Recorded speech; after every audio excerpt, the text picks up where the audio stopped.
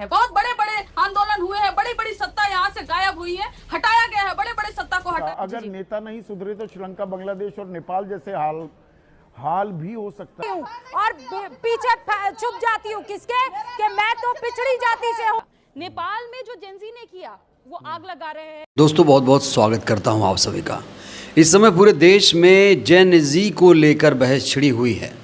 विपक्ष के तमाम नेता ये कह रहे हैं कि जिस तरीके से नेपाल में क्रांति हुई, म्यांमार में क्रांति हुई, श्रीलंका में क्रांति हुई, बांग्लादेश में क्रांति हुई, वैसी ही क्रांति हमारे देश में जेन जी के लोग भी कर देंगे अगर सरकार उनकी बातें नहीं सुनेंगी तो।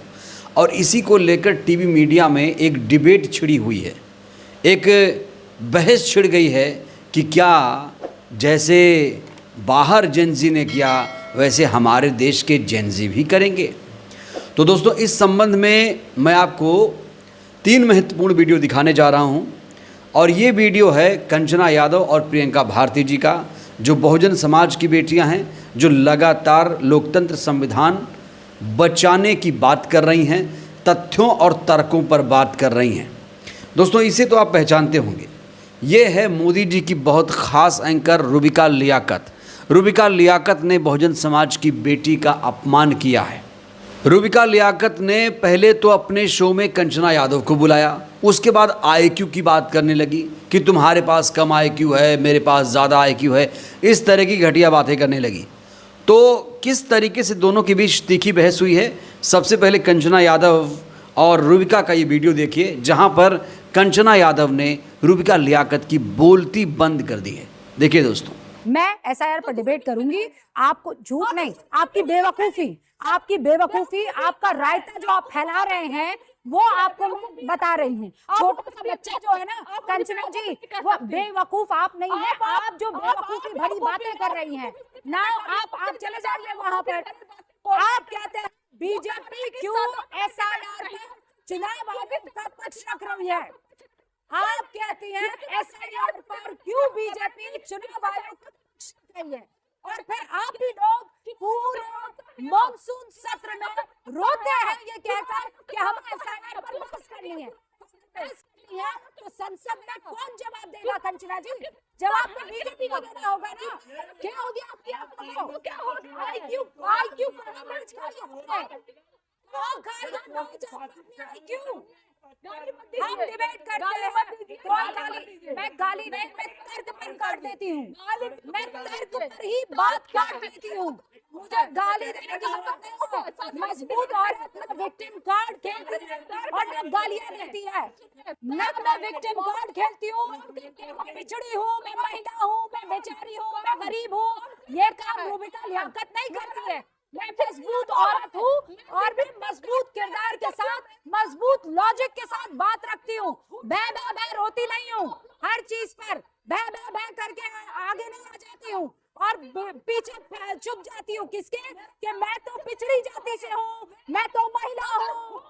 आप फैक्ट्स रखिए और बात कीजिए।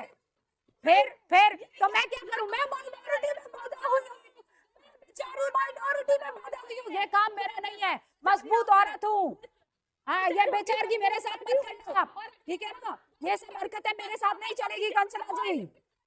मैंने भी कोई गाली नहीं दी है, मैं गाली नहीं देती हूँ, मैं तर्क देती हूँ, कंचना यादव, मैं तर्क देती हूँ। ये फिर आ गई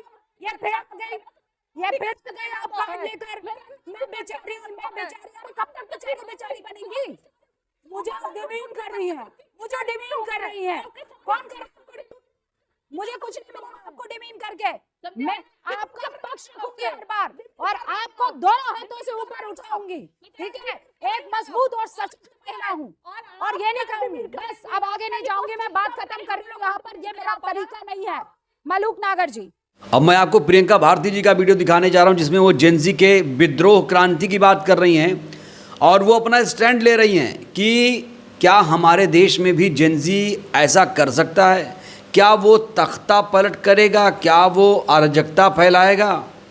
क्योंकि जैसे ही जेन जी की बात हुई है, जो तमाम सरकार के लोग हैं, सरकारी समर्थक हैं, अंधभक्त हैं, वो कह रहे हैं पहले विपक्ष के नेताओं को जेन ज़ी के लोग भगाएंगे। तो इसी को लेकर बहस हुई है और इसी जेन ज़ी के मुद्दे पर, क्रांति के मुद्दे पर प्रियंका भारती ने अपनी बात रखी है एक टीवी चैनल में। देखिए ज़रा। आप कहाँ रॉन्ग नंबर डायल करते घूम रहे हैं? संदीप जी, सबसे पहली बात ये है कि उन्होंने कहा, ये कह रहे हैं हम अराजकता फैलाना चाह रहे हैं। पहली बात, हमारे विपक्ष ने ये कहा कि जेन ज़ी संविधान बचाएंगे, लोकतंत्र बचाएंगे, पर ये क्या कह रहे हैं, राहुल गांधी और अखिलेश जी के घर में आग लगाएंगे, तो अराजकता ये फैला रहे। दूसरी बात, हमको एक पैरेलल एनालिसिस करना पड़ेगा, comparative analysis. Let's analyse Nepal का और बिहार का अभी परिस्थिति क्या बनी। उन्होंने कहा बहुत रोजगार मिल गया, नेपाल में 20% आबादी बिलो पॉवर्टी लाइन थी। अगर फिर मैं बिहार की बात करूं, हर चौथा हमारे यहाँ 34% आबादी गरीब परिवार है। 3 में से दूसरा जी और दूसरा मैं बेरोजगारी की बात करूं, नेपाल में 12.5% आबादी बेरोजगार थी और यहाँ अगर मैं बिहार की बात करूं, आप ही कल डेटा दे रहे थे 26%, मतलब हर चौथा जेन ज़ी बेरोजगार है। पर बात ये, और इनफैक्ट नेपाल में हर चौथा पुरुष पलायन किया हुआ है और ये लेबर मिनिस्ट्री का डेटा यहाँ पर बता रहा है अपने देश का कि 3 करोड़ लोग बिहार के बाहर नौकरी कर रहे हैं। इसका मतलब हमारे यहाँ भी वही परिस्थिति बनी हुई है। पर सवाल ये है कि हम ये जब कहते हैं जेन ज़ी, तो हमको एक डिफरेंस देखना पड़ेगा। नेपाल में जो जेन ज़ी ने किया वो आग लगा रहे हैं, किसी तरीके का वायलेंस हो रहा है, पर बिहार में तो जेन ज़ी मार खा रहा है, उनकी नौकरी जा रही है तो उनके ऊपर वायलेंस हो रहा है, उनका सर फोड़ा जा रहा है। एक तो नौकरी भी आप छीन लेते हैं, ऊपर से डंडे मार के उनका सर भी तोड़ देते हैं। So there is the difference. फिर आप कितनी भी नरेंद्र मोदी जी कोशिश कर लें, बिहार का मुद्दा कुछ और नहीं होने जा रहा है। हमको घसीट के लेके आएंगे नौकरी और बेरोजगारी के मुद्दे पर, क्योंकि जब एमएनसीज देने की बात होती है, टाई-अप्स की बात होती है, इंडस्ट्री सेटअप करने की बात होती है, बिहार में कुछ नहीं आता। तो दोस्तों, जेन ज़ी वो आबादी है जो डिजिटल युग में पैदा हुई है। इनकी संख्या कहा जा रहा है हमारे देश में 40 करोड़ है, जो दुनिया के बाकी देशों के मुकाबले सबसे ज़्यादा है। तो इन्हीं जेन ज़ी से कहा जा रहा है बीजेपी इतनी नफरत क्यों कर रही है। इसी मुद्दे पर कंचना यादव एक टीवी चैनल के शो में पहुंची थी और उन्होंने जेन ज़ी के आंदोलन विद्रोह पर विस्तार से बातचीत की है कि क्या हमारे देश में इस तरह का क्रांति विद्रोह संभव है। ज़रा देखिए कंचना यादव ने क्या कुछ कहा है। तो मैं जेन ज़ी पर एक जवाब देना चाहती हूँ, क्योंकि उस पर भी बहुत सारी बात हुई है। तो जेन ज़ी हमारी, रोमाना जी, सबसे पहले समझना होगा कि भारत हमेशा पीसफुल प्रोटेस्ट के लिए जाना गया है। बहुत बड़े बड़े आंदोलन हुए हैं, बड़ी बड़ी सत्ता यहाँ से गायब हुई है, हटाया गया है, बड़े बड़े सत्ता को हटाया गया है। तो यह कह देना कि जिस तरीके से जेन ज़ी नेपाल में किया, जेन ज़ी कहीं करेगा भारत में होगा, ये जिस तरीके से बीजेपी माहौल बना रही है, ऐसा नहीं होता। हमारे यहाँ के जो लोग है ना, जनता है, बहुत धैर्यवान है, बहुत पीसफुल प्रोटेस्ट होता है। अगर कहीं से वायलेंस होता है तो सरकार की तरफ से पहल होती है, जनता की तरफ से नहीं होती। आप रिसेंट के आंदोलन, चाहे किसान आंदोलन है या कुछ भी आंदोलन उठाकर देख लीजिए। दूसरा, जेन ज़ी कहते किसको है? जेन ज़ी उनको कहते हैं जिनका जो 1997-90 के बाद और 2012 डिजिटल एज में पैदा हुए, सोशल मीडिया के जमाने में जो लोग पैदा हुए हैं, और उनकी जनसंख्या हमारे देश में लगभग 40 करोड़ है। ये सरकारी आंकड़े, लगभग 40 करोड़ है। 15 साल से 28 साल के जो उम्र के लोग हैं वो, तो क्या उनको अच्छी शिक्षा की जरूरत नहीं है? उनको नौकरी की जरूरत नहीं है? अगर उनके बारे में बात हो, अगर ये बात हो कि अगर नौकरी सरकार नहीं देगी तो वो आंदोलन कर सकते हैं। आंदोलन का मतलब हमेशा वायलेंस भरा आंदोलन तो नहीं होता ना रोमाना जी, पीसफुल आंदोलन भी हो सकता है। तो इसका कहां से आप कहां पर लिंक जोड़ रहे हैं? अगर वो जेन ज़ी आज आंदोलन करने बिहार में बीपीएससी के किसी मुद्दे पर उतरेंगे, आप उन पर लाठी चार्ज करेंगे, तो वायलेंस जेन ज़ी की तरफ से नहीं हो रहा है, वायलेंस सरकार की तरफ से हो रहा है, बीजेपी और जदयू की तरफ से हो रहा है। तो ये जो आप जिस कन्विक्शन से, एक सेकंड कंचना, लेकिन आपने जिस कन्विक्शन से यहाँ पर जेन ज़ी को लेकर अपनी बात रखी, मैं तो हैरान हूँ। अभय दुबे जी तो यही कहते रह गए, कांग्रेस के प्रवक्ता हैं, और वो जो सोशल मीडिया पर पोस्ट है वो कांग्रेस की तरफ से राहुल गांधी ने किया है, और अभय जी तो इसी बात को लेकर खुश हैं कि बीजेपी भय में है, डर अच्छा है। अभय जी तो यही कहते रह गए। हाँ, आप जरूर यहाँ पर जेन ज़ी की वकालत कर रही हैं। अभय जी को भी आप गलत कोट कर रही हैं, राहुल गांधी जी को भी आप गलत कोट कर रही हैं। महात्मा गांधी जी पीसफुल आंदोलन करते थे, अंग्रेजों में भय नहीं था क्या? महात्मा गांधी जी पीसफुल आंदोलन करते थे, अंग्रेजों में भय नहीं था क्या? डर नहीं था क्या? डर के भाग गए अंग्रेज यहाँ से। तो आप हमेशा वायलेंस पे क्यों उतर जा रहे हैं? वायलेंस का नैरेटिव क्यों गढ़ा जा रहा है? भाई जेन ज़ी को भी रोजगार चाहिए, जेन ज़ी को भी शिक्षा चाहिए, जेन ज़ी को भी भूख लगती है। आपने और ये जो अपना जेनजी नजरिया आपको रखा, वोट करते मैंने हुए आए एक्चुअली हुए ये हैं। नजरिया नहीं सोचा था। मैं तो नेपाली तक और बांग्लादेश तक ही पहुंच रही थी। आपने एक अलग नजरिया दिया मुझे। मैं इस नजरिए को लेकर नजरिया मलुकनगर भारत का के पास नजरिया चलती यही हूँ। है। ठीक है, बिल्कुल सही रोमाना बात जी, है। ये भारत का हमने अंग्रेजों से भी जो आजादी ली वो महात्मा गांधी के नेतृत्व में अहिंसक तरीके से लड़कर ली ना।